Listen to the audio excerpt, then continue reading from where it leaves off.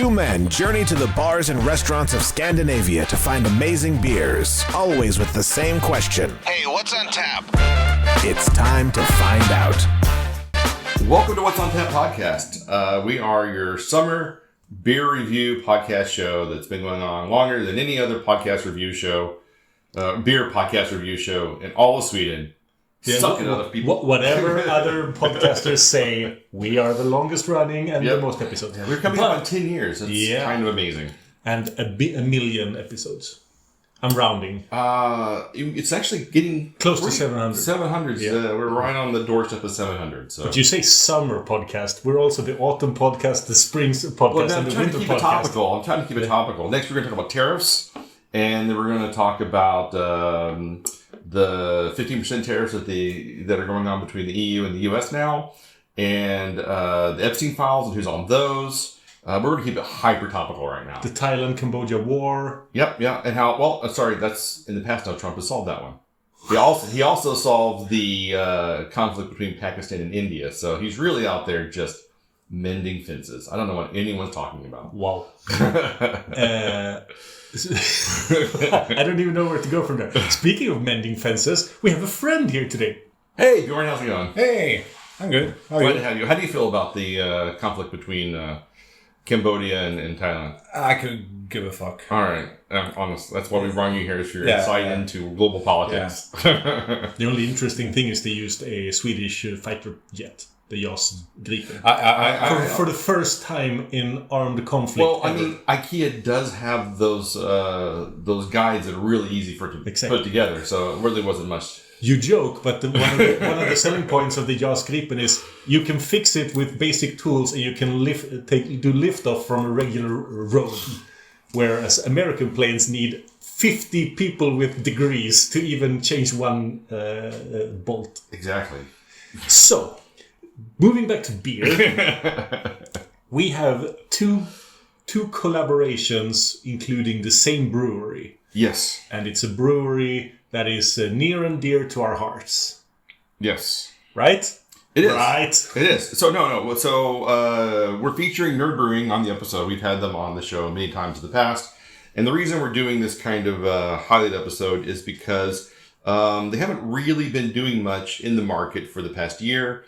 And this is kind of the reemergence into the market of Nerdbrewing, and they're really collaborating with some really great people here.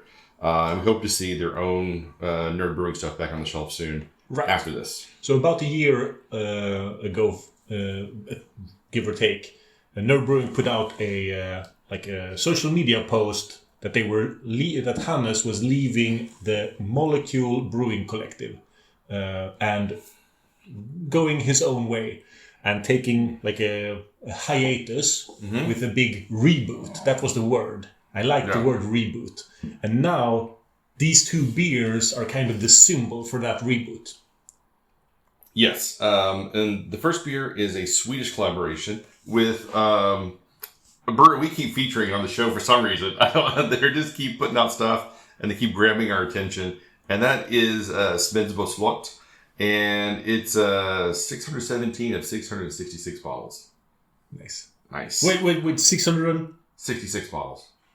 Oh, the number of the beast. Yeah, so this one actually was sold out really, really fast. Yeah. I think there were 2 left when I went on to buy it, and I was like, man, I hope I get this. I wasn't guaranteed.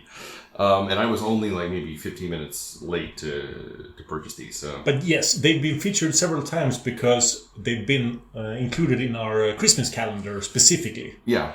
Because they do make fun beers that stand out. And that is the perfect segment for they're Christmas really calendar. Pushing high ABV beers, a lot of barrel aging, a lot of fun flavors and stuff. So... I think our track record is rather hit or miss with them, but we always enjoy trying them on the show. Yes, and this one is called Karamellstout. Yes. What do you think's in that? Caramel. And... Stout. And vanilla. And something called Palo Santo. Never heard of that. I don't know what Palo Santo vanilla is, but I guess it's a type of vanilla. Who knows? I will look it up. All right. We have our fact checker over here. And what was the ABV? 12? Yes. Palo Santo vanilla. Interesting. Definitely. All right, so let's try this first one out. So here. pitch black, holding it up to the light, you get a slightly dark brown see-through effect, but it is very dark. When you poured it, it had a nice head, but that has dissipated completely. I'm actually unable to agitate any head out of it now. That's really strange because you're usually pretty agitating. Ha. Does smell sweet caramel, a little bit roasty. Little licoricey notes on there from the malt. All right, guys. Björn is quiet because he's researching Palo Santo vanilla. Yes. Cheers. He should always be on the show to do research because we never. Yeah, you have been wrong with your facts so many times. No, That doesn't sound possible. I think you're thinking of another podcast. that does sound wrong. I think you're confusing us with every other podcast. Well, it's really sweet, but not overly cloyingly sweet. It's I think it's really balanced by the roasted malts on the back end, so that it doesn't become just like a sugar bomb like we've had with some stouts in the past. Yeah. Okay, so Palo Santo translated means sacred wood. So it's some sort of wood from Peru, Venezuela, and That's what my girlfriend calls it. and it's it is widely used in ritual purification and as folk medicine for stomach aches, and as a sudorific. I don't know that word. A sudorific. Sudorific, and as liniment for rheumatism. All right. So what you're saying is this can cure rheumatism and work as a digestive. Yeah. All right. So, What I hear is that this is the ritual cleansing of Hannes Gruber's Nerdbrewing. It sounds like it. Palo Santo may be burned similar to incense by lightning shavings of Palo Santo wood. In Peru, a shaman or medicine man reportedly lights Palo Santo sticks, and the rising smoke will enter the energy field of ritual participants to clear misfortune, negative thought prints, and evil spirits. Let's absolutely get rid of evil spirits. We have to get rid of evil spirits. I like this. There's sweetness that I associate with vanilla. Sweetness I associate with licorice.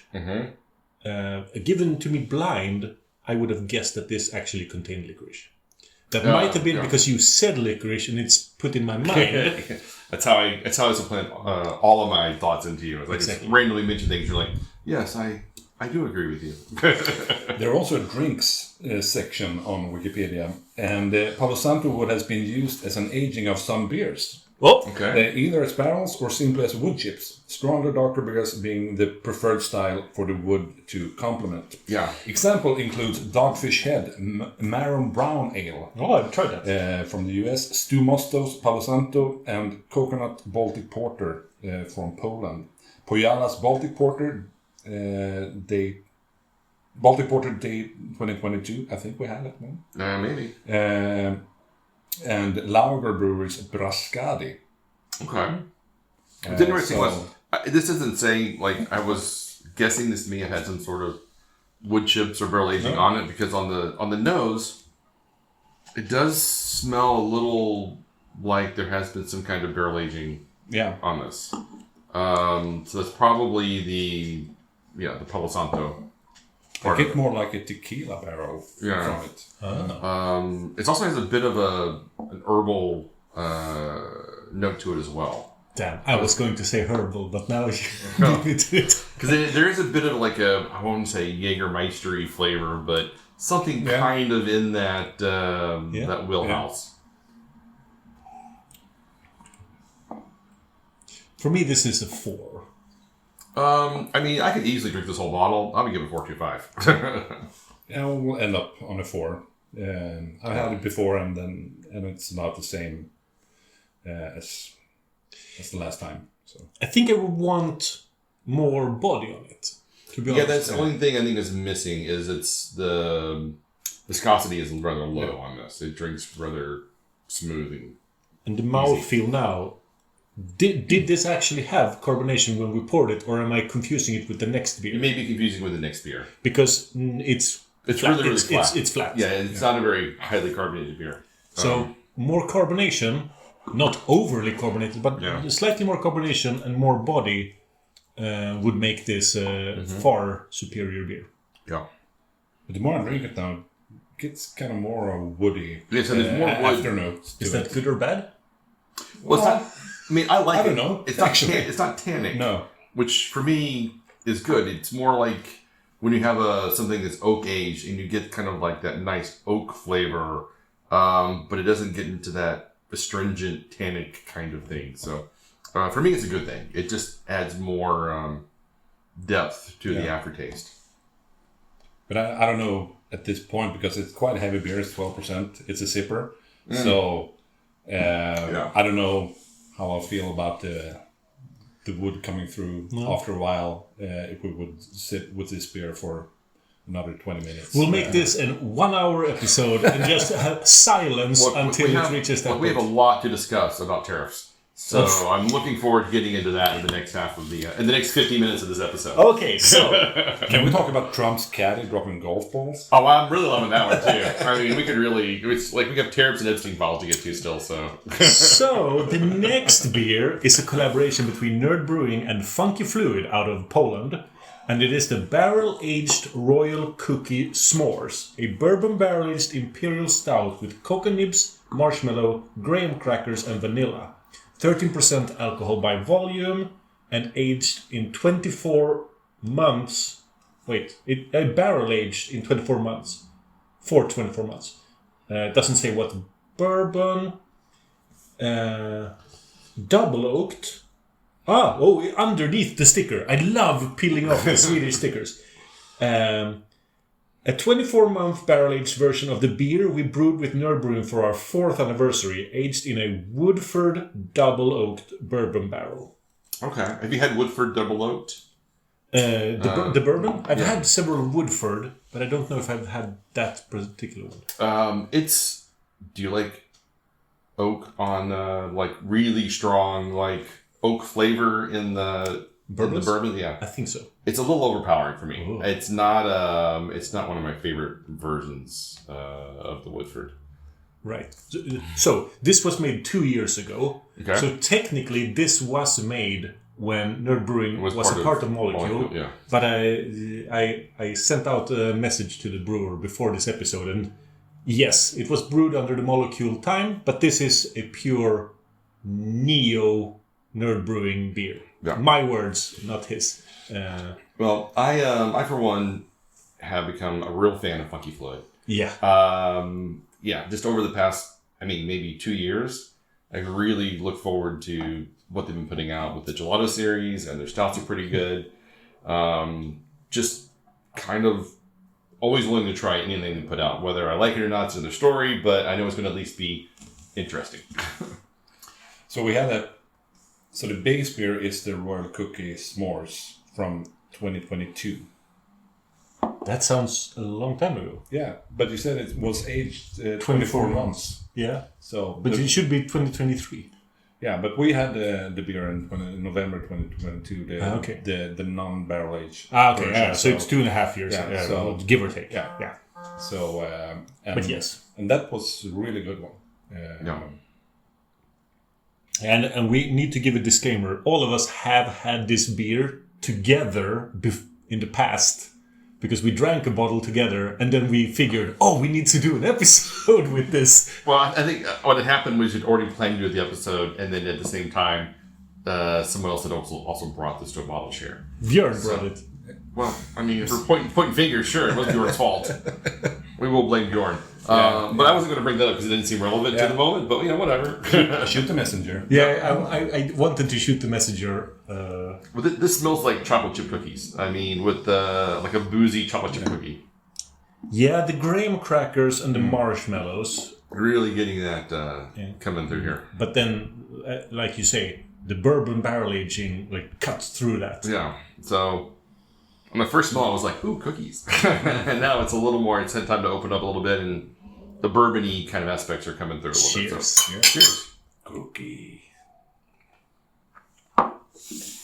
C is for cookie, that's good enough for me. Cookie, start with C. I thought this was going to be a heavier mouthfeel, but really it's not that different from the Smedsbo beer. I thought when I was pouring, like, they're going to be very different, but they're kind of the same. It's not motor oil viscosity thick. The bourbon barrel aging gives off more wood now than I remember it having given, actually, to be honest. No. But there is a lot of flavor packed into this bottle. Yeah. I think it's a little more tannic than the other one because it kind of feels a little like it has a lot of cookie and vanilla and chocolate flavors. And it feels a little muted in the actual flavor because of the barrel aging. I almost get like some sort of berry notes. Also, like a combination of raspberry, blackberry. And yeah, there's something happening. Forest berries, I think, is coming off of the barrel aging. Yeah. Combined with the. But I'm a bit perplexed because last time we had it, my note on tap was dry, and this is not dry at all. So you think so? I was so fucked up when we had it last time, but it's not dry as. As dry as you remember it being. When you say dry, you mean something else than I mean. Yeah. Because this is quite dry. No, I don't think this is dry. I would say it has a pretty clean finish to it. I think it's a little. I get what both of you are saying. I think you're describing it in slightly different ways. So after we had it together, I think this is why I brought it up. After we had it together, I've had it on my own between then and now. And I think both times I liked it more than I do right now. I don't know if that's bottle variation. It could be temperature. Did you have it colder or did you have it warmer? Or because this is, I mean, I had this in the fridge before, and it was pretty cold, so I set it outside for a little bit, and then it warmed up pretty quick because it went from being kind of cool to kind of warm. Yeah. And so now it's more closer to room temperature. Maybe. And I'm wondering if it was slightly colder, if that was maybe the difference. But wouldn't it be fun to make some graham crackers, some biscuits with some s'mores, some cookies with this beer? Wow! You could definitely make some chocolate chip cookies. Using this, that would be really good. And then you aged those in a barrel, and then you aged beer in that barrel. Well, you put bourbon in the cookies, and that's how you. It is quite sweet. Yeah, it is very sweet. It is very sweet. All right. So what are you guys thinking this time? This is your third time to have it, you said? Yeah. All right. And I've given it 4 to 5. This is either a weak 4 to 5 or a strong 4. Mm-hmm. It's somewhere in between. I'll give it a weak 4.25. All right. I'm going for a really strong 4. I think it's better than the Smedsbo. It's more. I feel the opposite. I feel that the Smedsbo is a little better than this one. But I'm giving it a 4 as well. Yeah. But regardless, we really welcome Hannes and Nerdbrewing under his name back into the beer world. Yeah, I'm looking forward to the Barrel Series number 21 or 20 or whatever number they're up to. So that's what all of his other stuff. So I'm really excited about him coming back to the market, and I'm looking forward to all the stuff he's going to be doing going forward. Collaborations or whatever happens. Whatever the shape it may be. I still want him to do a collaboration with Marcus of Frosty Beard. That would be amazing. I mean, I think it could happen. I don't see why not. I don't think anyone is against. I don't think anyone's against this. It's been a while since Frosty Beard put out an imperial stout. Just saying. Yeah. I'm just putting that out into the ether to see what happens. Yeah. Positive thoughts. Mm-hmm. Yeah. Rumor has it there is a barley wine coming from Frosty Beard. Yeah, I helped him brew that one. That's how we know it's a pretty true rumor. I'm not sure he's going to put me as a collaborating brewer. Well, all right, Bjorn, where can we find you? Facebook, YouTube, Instagram as Bjorn Guiden. All right. And are you doing anything else out in the world, or is that the only thing you're doing? Well, if you're into Children's Theater in Malmö, you can see me on stage there. And I'm also hosting a bunch of quizzes around pubs in Malmö at Hyljes, Stormgatan, Sultan Kök och Bar. So, right. And for clarification, he means theater for children. He doesn't mean that he's into children and theater. I mean, I was going to say, well, we love children and we love theater, so this sounds great. Which beat me to that one. Yeah. We've recorded too many episodes together. Since we're making our own Epstein list. Hive mind. All right. So where can we find us? We can find us on what'suntappodcast.com, Instagram, Facebook, Spotify, YouTube, and wherever you find podcasts, you can find What's on Tap. So until next time, keep drinking, you dumb-dumbs.